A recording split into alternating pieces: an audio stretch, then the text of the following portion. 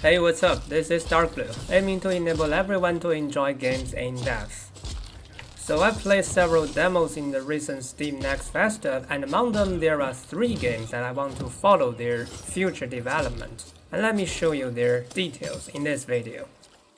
First of all, let me introduce Mandragora. This is a Souls-like and Metroidvania side-scroller. It features a rather simple and easy action design, as well as an in-depth character progression system. It also has generally satisfying art styles and graphics. Actually, it's the most attractive to me among the 3 games. So let's first talk about the action part. By saying it's simple, I mean the movesets of both the character and enemies are quite limited. There's no combos, and combat resources are restricted to very common designs such as mana and fury. The stagger mechanic also seems to only include poise and no damage level to allow varying stagger animations on one enemy. At the meantime, the combat in Mandragora is quite easy. Different from typical Metroidvania games, in this game, you won't be damaged by simply getting too close to an enemy. You will only be hurt when enemies actually attack you, which makes this game much easier. Furthermore, the combat is also easier than in typical 3D Souls. In 3D Souls, you quite often need to time your dodge and utilize the iframes to stay safe. But in the 2D Souls game, similarly to the case in Sword and Sanctuary, you can dodge through the enemy to its back before the attack happens. Then you will be totally safe during the entire attack animation without ever needing to rely on the iframes.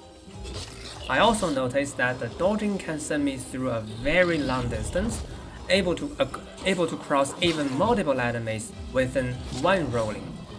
And I have rarely met any attack that can hit the character behind the enemy. Of course, the demo only gives me access to the very early section of this game, but I believe the combat won't become significantly harder in late game anyway. Well, I'm not criticizing Mandragora for being too simple and easy with regard to action design. Actually, I like this design, as it makes this game friendlier to more players and leaves enough room for the real emphasis, character progression. Mandragora provides skill trees, customizable active skills, stat attributes like in Souls, and gears with perks to help you fully build your own playstyle. Now we know there are 6 skill trees from Vanguard to Astral, Wild, Assassination, Chaos, and Flames. But the demo only allows us to see the detailed effects of the skills in the Vanguard tree. Though I'm quite certain that the first 3 skill trees are relatively positive powers and the latter 3 are evil powers, so we can also build the character lore-wise.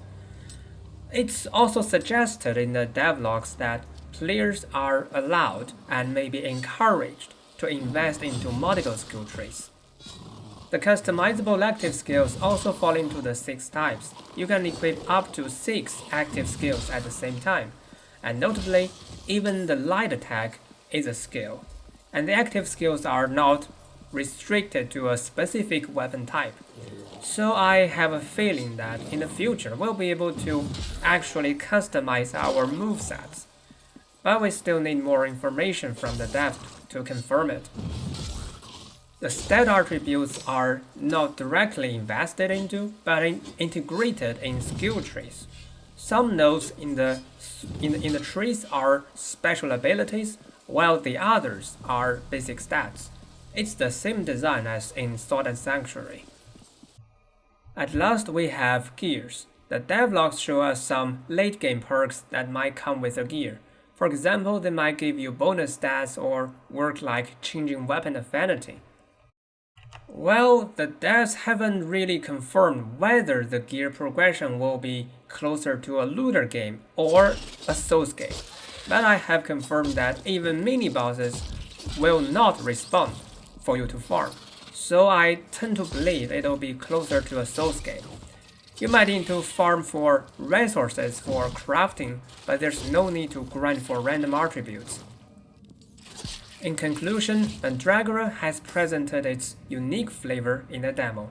It focuses on character progression, while the action part is tuned to be friendlier to more players. The generally appealing art style has also makes this game more accessible. Next, I'd like to show you Void. Void is a first-person hack-and-slash game featuring a very fast-paced combat. You can dash dodge through a very long distance, even into mid-air, but there's no blocking or parrying, so you need to keep moving around to be safe. There's also a character progression system that's closely based on looter games. These gears include fakes and random perks giving you possibility to make builds. Story progression-wise, Void gives you several small open-world levels where you can go around completing various events to acquire resources or gears. Then you'll need to return to the base without dying to purge what you have obtained to strengthen the character. Then eventually, you'll be able to defeat the boss of this level and unlock the next level. In the current demo, the action combat system is already good enough, but the other two components are still far from complete. Given the current state, however, I really enjoy my time fighting in this demo. Notably, Void features a quite special art style. It tries to give you the feeling of old school games with pixel art and stop-motion animation. Well, this is pursuit of art style, not bad graphics, but I suppose not everyone can accept such a design. In conclusion, I'm really anticipating the future development of Void, but its success is not guaranteed. Some elements of this game are really hard to design and balance, so, well, I hope the devs have the required capability. In the end, I want to showcase To Kill a God, a roguelike game. The key feature is that your skill tree is randomly generated per round. The skill tree is also the dungeon level at the same time, meaning that each time you try to acquire a skill node, you also need to first complete a battle.